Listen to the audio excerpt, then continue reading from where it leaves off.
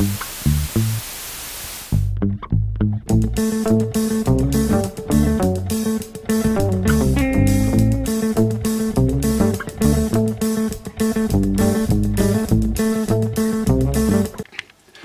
fermiers, amis fermières, bonjour, bienvenue à la ferme, bienvenue sur Cocotte TV. Aujourd'hui je vous présente un casque d'une marque que vous ne connaissez peut-être pas, Isar, qui nous propose le Vortex.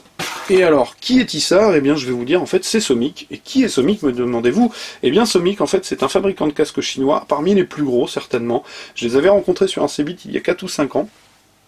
Ils avaient tout simplement un catalogue avec un nombre de références hallucinante, et ce fabricant est en fait un sous-traitant qui vend masse de casques à d'autres marques, je vais pas dire des concurrents, à d'autres marques, hein, c'est un sous-traitant. Et pour illustrer le propos, eh bien je vais vous dire que Somic, c'est tout simplement 30 millions de casques vendus à l'année, ce qu'il commence à faire. Et je pense que Somic a décidé qu'il était temps de produire sous sa propre marque.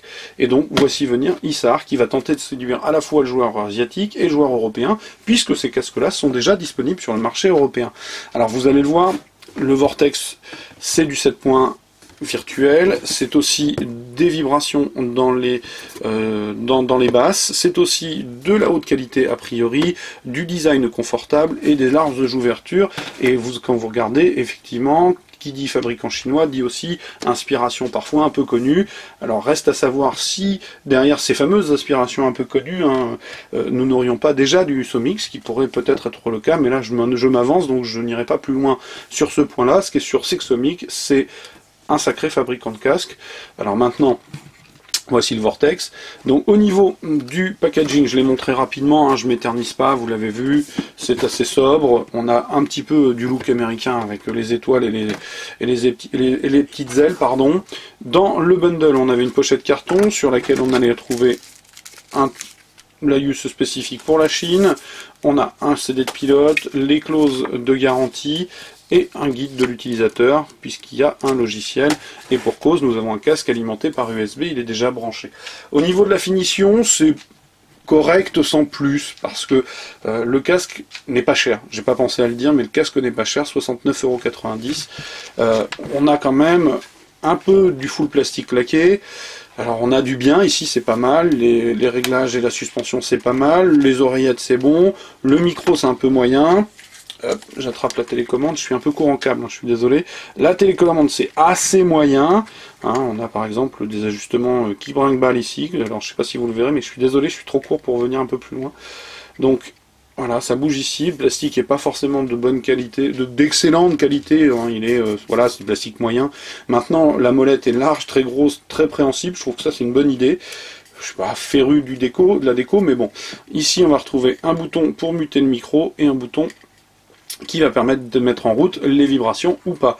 Le casque, bien le voici, le voilà. On a donc deux tringles recouvertes de caoutchouc. Ici, la bande de suspension avec un sky très très doux, badgé Isar évidemment. Sur l'intérieur, une petite plaque de mousse avec du tissu maillé, des fils métalliques reliés certainement à des élastiques à l'intérieur. Alors comme je le disais, au niveau de la finition, il y a du bien et du moins bien. Par exemple ici on s'attendrait à avoir un pivot métallique, pas du tout, c'est du full plastique chromé. Les ébavurages sont pas forcément exceptionnels sur cette partie là, sur le micro non plus. Bon, voilà, c'est pas top, mais c'est pas non plus catastrophique. Donc on va retrouver une oreillette full plastique laqué avec beaucoup de marquage, c'est un petit peu too much. Le fameux rétroéclairage en mode respiration, donc avec du bleu, le mesh est métallique, je l'ai dit, me semble-t-il. Sur l'intérieur, on retrouve un tissu maillé, une mousse, une autre mousse acoustique, avec à nouveau le badge d'Isar sur le fond. De l'autre côté, on a la perche de micro et le départ du câble gainé, alors gainé correctement sans plus.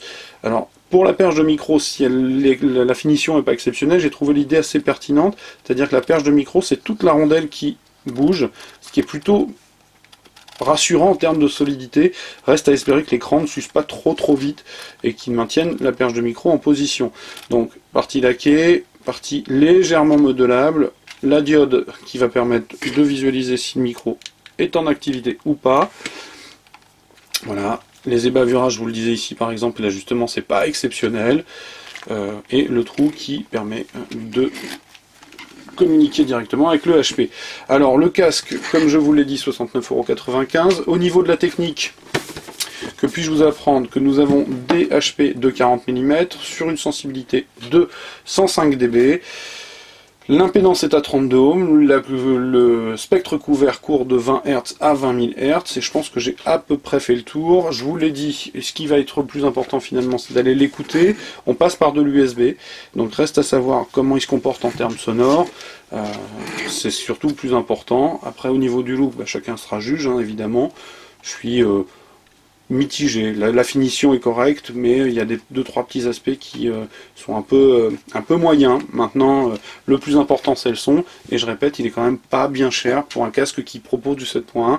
Reste à savoir si le 7.1 est performant, si les unités vibratoires sur les basses sont pas trop, parce que je me souviens d'un Game Gear qui avait des unités vibratoires et c'était tout simplement, je vais pas dire inécoutable, mais assez désagréable. Donc ça, c'est le risque que de retrouver ces vibrations, le risque c'est d'avoir quelque chose de pas forcément agréable à l'écoute, donc ça, il va falloir que j'aille tester. Donc je vais aller le brancher sur la machine, comme ça j'en saurai un petit peu plus. Comme d'habitude, je vais vous inviter à venir lire le test écrit, qui paraîtra très très prochainement. Comme d'habitude, je vais vous souhaiter une excellente journée. Je vous dis à très très bientôt, et surtout, au revoir.